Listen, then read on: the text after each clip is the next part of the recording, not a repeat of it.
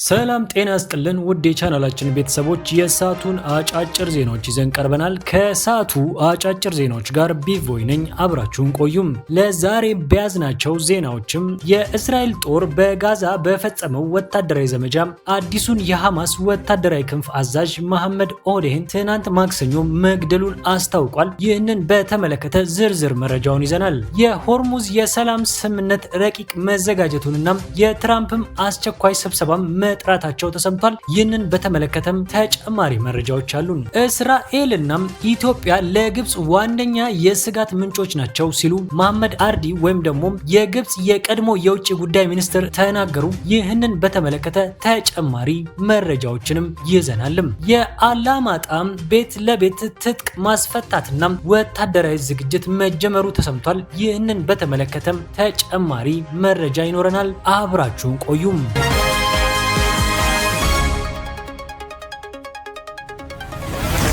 እስራኤል ጥቃት አዲሱ የሐማስ አዛዥም ተገደለም።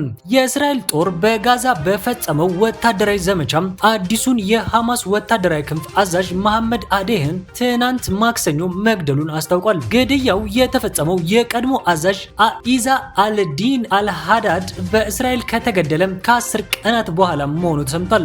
ጠቅላይ ሚኒስትር ቤንያሚን ኔታንያሁ እንደገለጹት ኦዴ የሐማስ የደህንነት መሪ የነበረም ሲሆን የሃይዴድ እግር ለመተካት የተሾመው ከአንድ ሳምንት በፊት ነበርም ሲሉ ገልጿል። በጋዛ ሪማል ሰፈር በተሰነዘረው በዚህ ጥቃት የኦዴ ሚስት እናም ልጅን ጨምሮ ቢያንስ 6 ሰዎች ሲገደሉ 20 የሚሆኑት ደግሞ መቁሰላቸውም ተሰምቷል። የኦዴ ቤተሰቦችም ሞቱን ቢያረጋግጡም ሐማስ እስካሁን ይፋዊ መግለጫም አልሰጠም። ይህ በእንዲህ እንዳለም እስራኤል በሊባኖስ ዌስት ባንክ የምታደርገውን ወታደራዊ እንቅስቃሴ አጠናክራም መቀጠሏ ተሰምቷልም።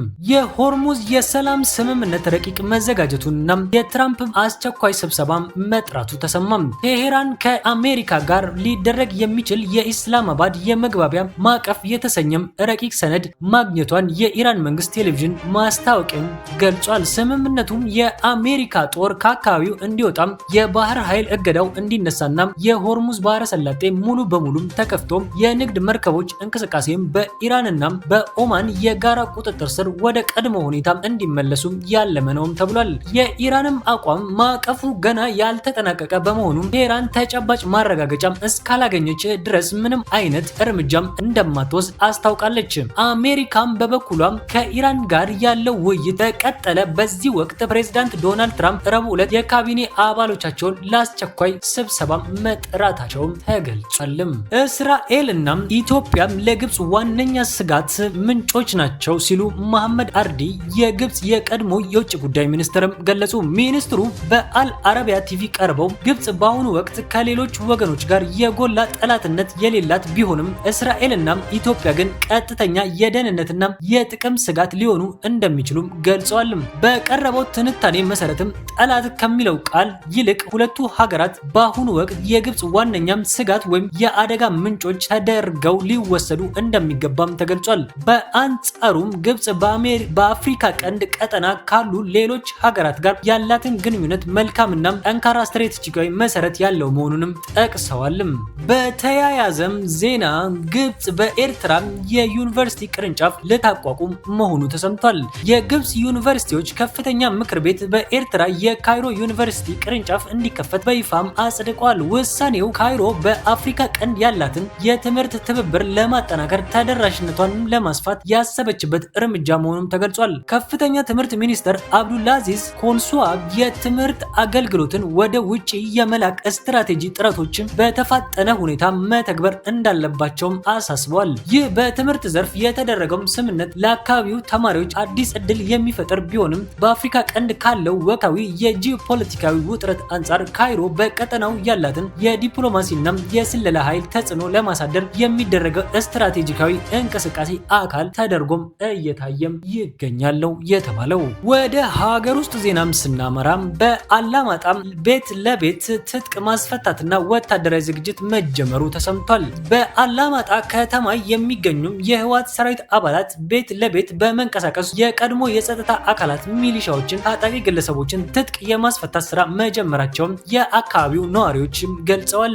እንደ ነዋሪዎቹም ገለጻም ታጣቂዎቹ በሌሊትም ጭምር በመንቀሳቀስ መሳሪያ እየቀሙ ከመሆኑም በላይ አንዳንዶች በግዳጅ ለወታደራዊ ስልጠና እየተወሰዱ ይገኛሉ የተባለው የከተማዋ መንግስታዊ መዋቅር መፍረሱን የጠቆሙት ነዋሪዎች በአሁኑ ወቅት በአላማጣ ዙሪያም ከፍተኛ የወታደራዊ ስልጠና እንቅስቃሴ እየተደረገ በመሆኑ አካባቢዋ ዳግም የጦርነት ስጋት መጋረጧን አስታውቀዋል።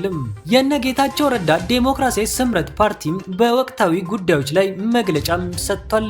በዚህም መግለጫው የግዳጅ ወታደራዊ አፈሳም የትግራይ ህዝብ ካለፈው ጦርነትና የኢኮኖሚ ውድቀት ገና ሳያገግም ገዢው አካል የኤርትራ መንግስትን አምባገነናዊ አካሄድ በመከተል ወጣቶችን ለጦርነት በግዴታ እያፈሰ መሆኑንም ገልጿል። የሰብአዊ መብት ጥሰትና እስራትን በተመለከተ ለጦርነት አንሄድም ያሉ ወጣቶችን በየወረዳው እየታደኑ እንደሚታፈሱና በጥይት እንደሚመቱ እንዲሁም ተቃዋሚዎቻቸውን ያሰሙ እናቶች ሳይቀሩም በዱላም እንደሚደበደቡም እንደሚታሰሩም ይናገራል። በመግለጫውም በዚህ የግዳጅ አፈሳ ላይ እጃቸውን ያስገቡ አካላት በሙሉ ከባድ ተጠያቂነት እንደሚጠብቃቸውም በማስጠንቀቅ ድርጊቱን በአስቸኳይ እንዲያቆሙም ያሳስባልም። ለሰዓቱ የነበሩን አጫጭር መረጃዎች እነዚህን ይመስሉ ነበር። ዲያቆን ዳንኤል ክብረት ከስልጣን መነሳታቸው ተሰምቷል። የጠቅላይ ሚኒስትሩ አማካሪና የቅርብ ሰው ዲያቆን ዳንኤል ክብረት ከስልጣን መነሳታቸውን መሰረት ሚዲያም ዘግቧል።